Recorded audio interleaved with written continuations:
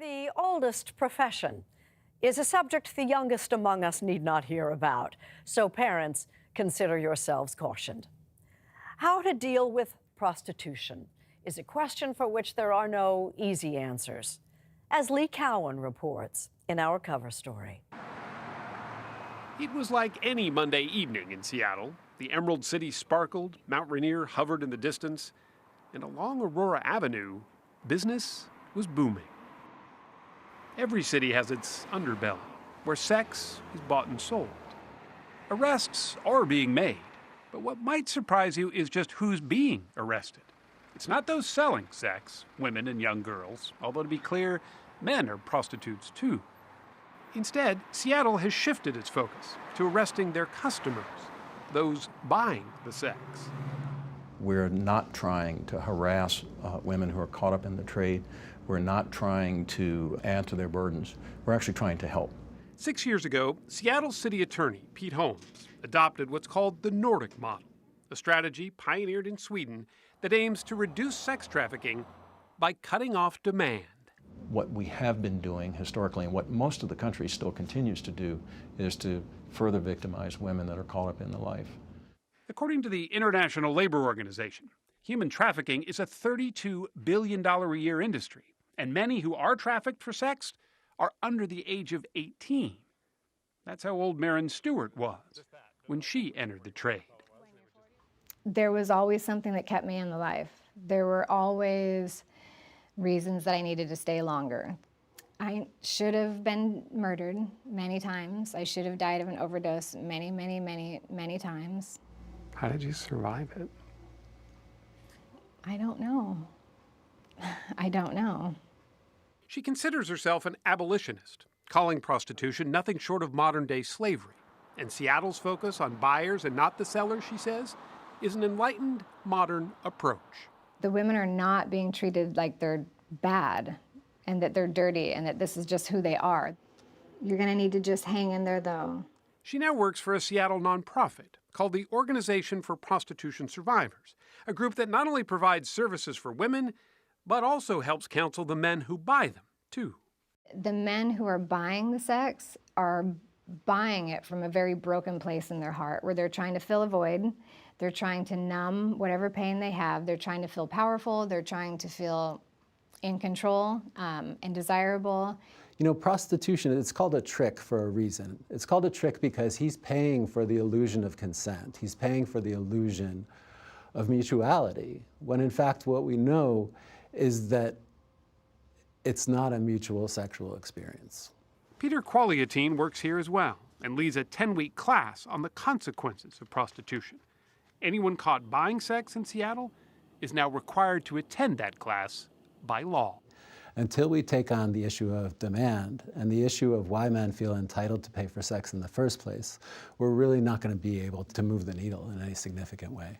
Let's just see where these girls are going to go, for example. Seattle is unique in employing its buyer beware model. Most major cities practice a zero-tolerance approach to prostitution. And you might be surprised to learn that includes the city of Las Vegas. If we suspected that they were involved in prostitution in this area, they'd be a prime target to watch. That's right. Prostitution is not legal in Sin City. But Lieutenant Patricia Spencer of the Vice and Sex Trafficking Section of the Vegas Police Department says most people seem to think otherwise. It's everywhere. It's not just on the street. It's not just in a casino. It's everywhere. Unlike Seattle, Las Vegas cracks down on everyone, the sellers as well as the buyers. Lieutenant Spencer doesn't see that as victimizing the victims. In her experience, the arrests help identify those too afraid to identify themselves. I've talked to numerous survivors that say it saved their life. Being arrested. Being arrested. We open the door for help, and if we don't do that, who's going to do it? If I don't offer them help, who's gonna? No one. There's no one going to help them. Rethinking just how or even whether to crack down on prostitution has been making headlines. Last year, while acknowledging the harms that come with the sex industry, Amnesty International called for the decriminalization of consensual sex work, saying laws against that force women into the shadows, which can compromise their safety. It doesn't help people with no options to take away their source of income, but it sounds good. Carolyn McLeod calls herself a sex worker, not a prostitute. She's a Seattle mother of two who, despite the fact it's illegal, sees it as her right to run her body as a business. I choose this. I say to people when they say no one would choose this, I say, I do. I choose this because I'm proud of what I do. She knows she's largely the exception and sympathizes with those who aren't doing this willingly. But she says the best way to protect them, and at the same time to preserve her rights, is to legitimize what she does. It would bring it out of darkness and back streets and into the light. What might decriminalization look like? Carolyn says just the way she practices her sex work now. She has no pimp, she doesn't roam the streets. She works out of a condo she rents with two other women. And she says they all have strict safety guidelines. All of my clients need to have references from other sex workers. And if they don't have references, then a potential client would have to give me their real first name and their real workplace. And I will call them at work through the main switchboard and verify all of that. Her point, and this is controversial, is that sex traffickers don't generally trade in places where buying sex is permitted. And that, she says, keeps everyone safer. There is a huge population of sex workers who are doing this in a healthy way. And you don't see us because we're not causing problems. Sherry's Ranch may be the halfway point in this debate over prostitution. It's one of a handful of brothels in rural Nevada where prostitution is legal but regulated under state law. Alyssa, a single mom, left working the streets of Seattle to move and work here instead, where she says she feels someone is watching out for her.